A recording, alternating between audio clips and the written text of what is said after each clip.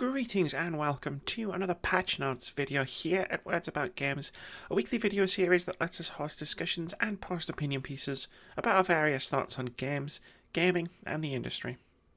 With the launch of Resident Evil 3 Remake, or as I call it, 3Make, upon us, I thought I, as one of the biggest Resident Evil fans I know, would rank all the games in the franchise. I've played almost all of them, and everyone loves a good list. And so without further ado, let's just dive right into the list. Number 19, Umbrella Corps. Umbrella Corps occupies a very special place on this list and in my heart. Not only is it far and away the worst game in the Resident Evil franchise, notably the only game in the series that Capcom didn't put the Resident Evil name to, but it is, without a doubt, one of the worst games I've ever played.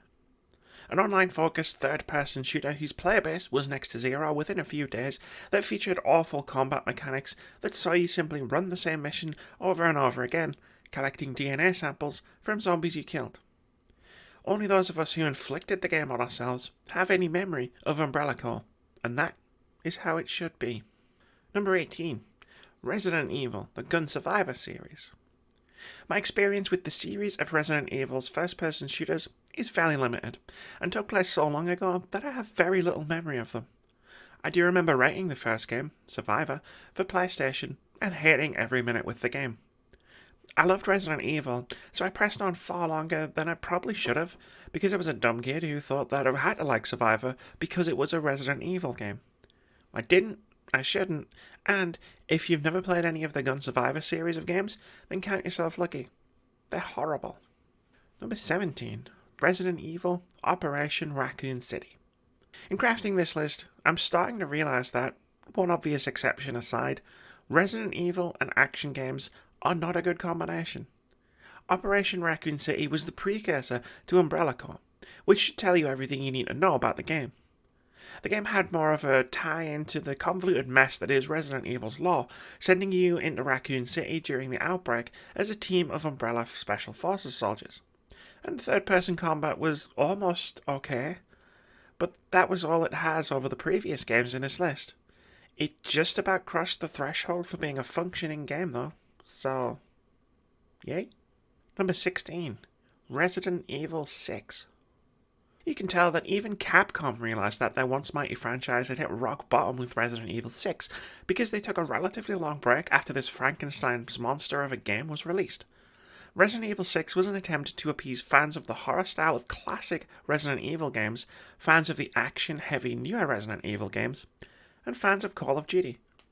That's not a joke, that's a literal quote from a Capcom employee about the decision to focus on making action-oriented games like Resident Evil 6 and Operation Raccoon City. They wanted to appeal to Call of Duty fans, because there were a lot of them. Luckily, Capcom went back to the drawing board and pulled out of the tailspin this decision made. It's just a shame that we had to endure RE6 before that happened. Number 15. Resident Evil Gaiden. I had a loan of a Game Boy Color for all of about 3 weeks during my teenage years, and I made a series of unfortunate choices regarding the games I played on it. One such mistake was playing Resident Evil Gaiden. Like Survivor, I went into the game thinking I had to like it, because I loved Resident Evil. I cannot overemphasize how dumb a kid I was. Exploration was reduced to fetch quests in a weird fusion of top-down exploration and a really strange, off-putting action mode minigame for when you encountered enemies. Given the hardware limitations of the Game Boy versus the PlayStation, the developers needed to be creative to solve the problem of how to make a Resident Evil game work on the Nintendo handheld. And I can applaud their effort to try something new, but this one definitely missed the mark. Number 14. Resident Evil The Mercenaries 3D. I never played this. Again, having never owned a 3DS. No. I never played this, having never owned a 3DS. I did quite enjoy Mercenaries mode in Resident Evil 3 though, so if this game was anything like that, I'd imagine that I would have found some enjoyment from an entire game based on it, which is enough justification to put it higher than any of the other games below it. Number 13. Resident Evil Revelations 1 and 2. This entry is going to be entirely based on the second game in the Revelations spin-off series, as the first is on one of only 2 Resident Evil games I've never played, having never owned a 3DS, and never going back to check it out when it launched on other systems. We've gotten past the actually bad games, and we're into the still not great, but not terrible games. Resident Evil Revelations was an attempt by Capcom to appease detractors of the action-focused main series entries with games that harkened back to classic Resident Evil games. Overall, it had some fairly solid, if uninspired, core gameplay, but was ultimately undone by some fairly dodgy mechanics, such as switching between two playable characters. One who held the guns, and one who carried a flashlight and could highlight items, and, ensure the first character could see. Number 12. Resident Evil Zero. Resident Evil Zero was almost a really good Resident Evil game. It was built with many of the same mechanics as the GameCube remake of the original game, telling a prequel story about Rebecca Chambers and the ill-fated members of STAR's Bravo team, and using the excellent, at the time, new graphics of the remake. Where it fell short for me was the inclusion of a second character you could switch between, which made the game's pacing feel a bit wonky. This also led to a change to inventory management, which had you juggle items between the two characters or drop them on the ground, requiring you to backtrack if you needed something, as there were no linked item boxes. Plus, a slightly heavier focus on combat while still retaining the gameplay of classic Resident Evils was a bit of a turn-off for me.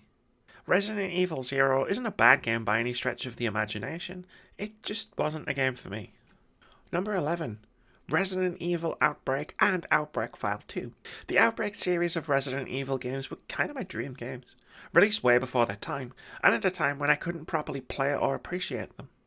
They were multiplayer-focused titles, but played like classic Resident Evil entries. I can't remember the amount of times I played the first 3 Resident Evil games with my friends, passing the controller back and forth, wishing there was somewhere we could play together. Unfortunately, internet infrastructure wasn't quite in a good enough place to play Outbreak, and I was the only one of my friends who had a PlayStation 2, so I played the game solo, which was alright. But I wonder how much higher on this list they would have been had I been able to play them online with friends. I do wish Capcom would bring back the Outbreak series, especially since now it'd be easy to actually play it with friends. Number 10. Resident Evil, The Umbrella Chronicles, and The Darkside Chronicles. I owned a Wii for the entire lifespan of the console. While I won't deny that it was a hugely successful console for Nintendo, it really suffered from a lack of meaningful games. The 2 Chronicles games were pretty decent on-rail shooters that were essentially theme park rides, shuttling you through past Resident Evil titles, only they're action-heavy light gun games. Both titles were fun distractions, decent enough if you liked on-rail shooters, and kind of fun if you're a fan of Resident Evil. Helped enormously by being on the Wii and able to take advantage of the motion controller taking the place of a light gun. Plus, Capcom had to apparently refute allegations from the Anglican Church that the Darkside Chronicles promoted the occult, which was fun. Number 9. Resident Evil 5. I enjoyed Resident Evil 5 a lot more than most other people, as I've learned whenever I've talked about the game. This is in large part because of how I experienced the game. I never played it alone. At launch, I picked up my copy at midnight and then played the entire thing throughout the night with one of my best friends, and I had a great time. We subsequently played the game several more times on New Game Plus, collecting all the treasures and upgrading all of the guns, and we still had a good time. I know it's not a particularly great Resident Evil game, that's why it's in the middle of this list. With a much heavier focus on action than previous games and a more linear design than past games in the series, but it's also a pretty fun co-op game. And that's how I played it. Number 8. Resident Evil 4. Here's the thing about Resident Evil 4. It's really hard to figure out where it's supposed to go on a list about ranking the entire Resident Evil franchise.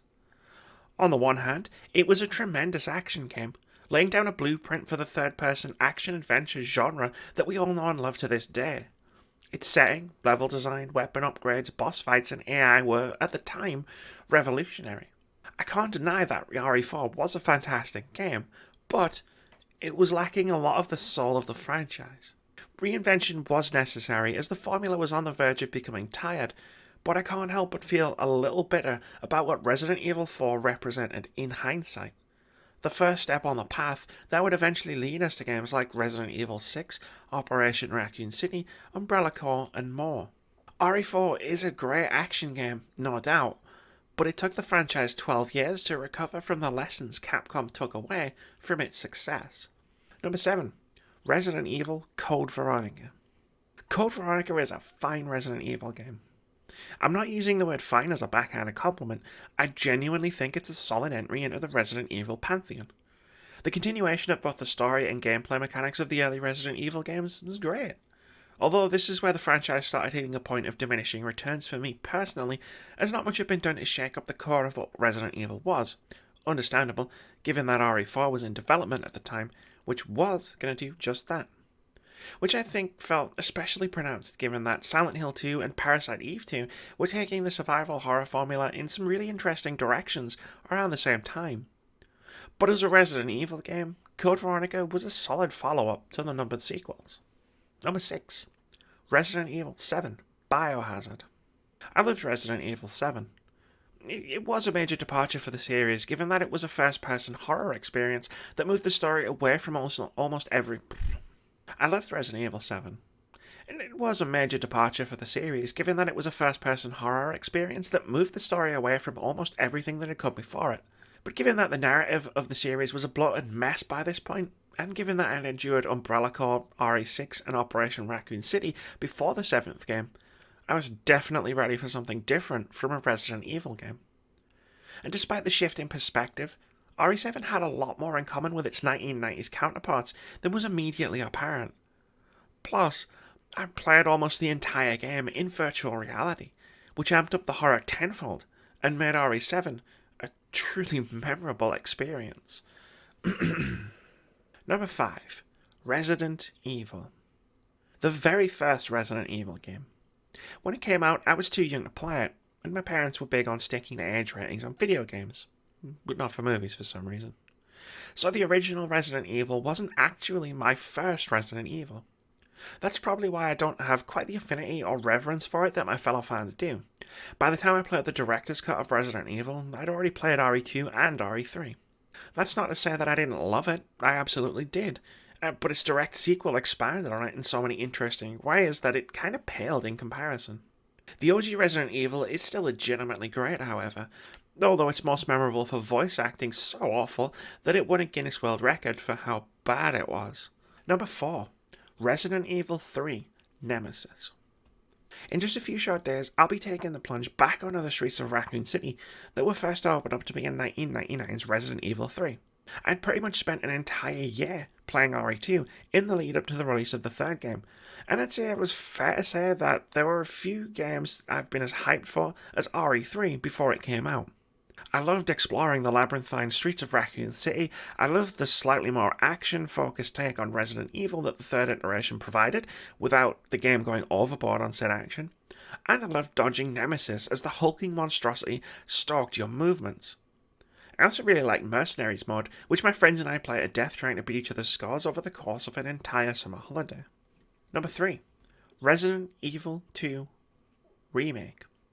Last year's remake of Resident Evil 2 was truly magnificent.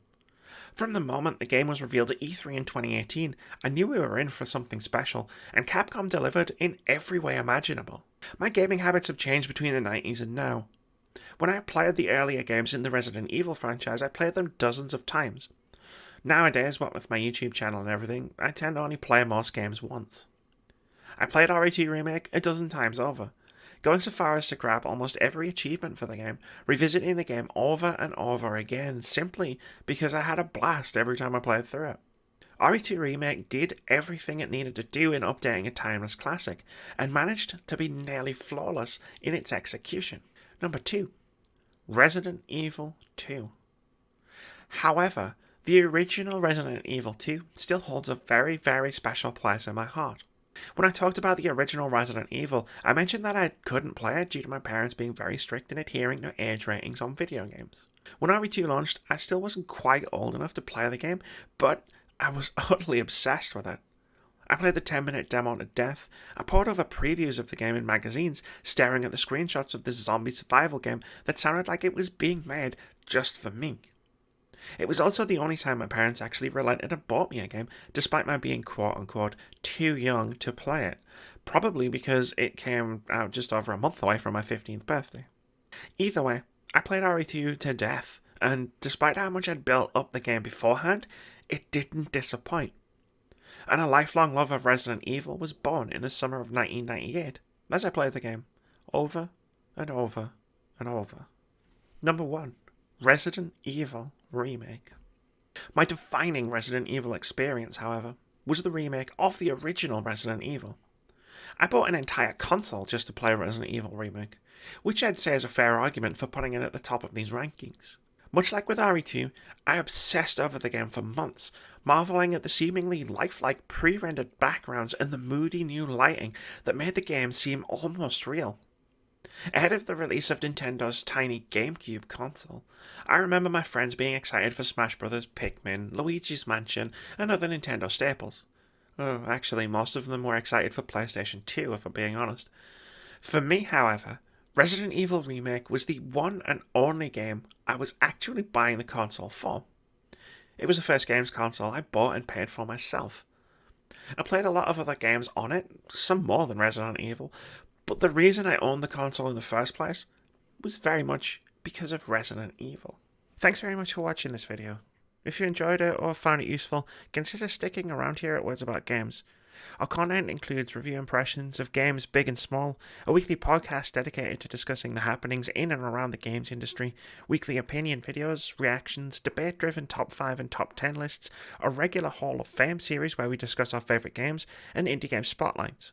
We also stream every Friday and Saturday at twitch.tv/wordsaboutgames. Most importantly, have a brilliant day.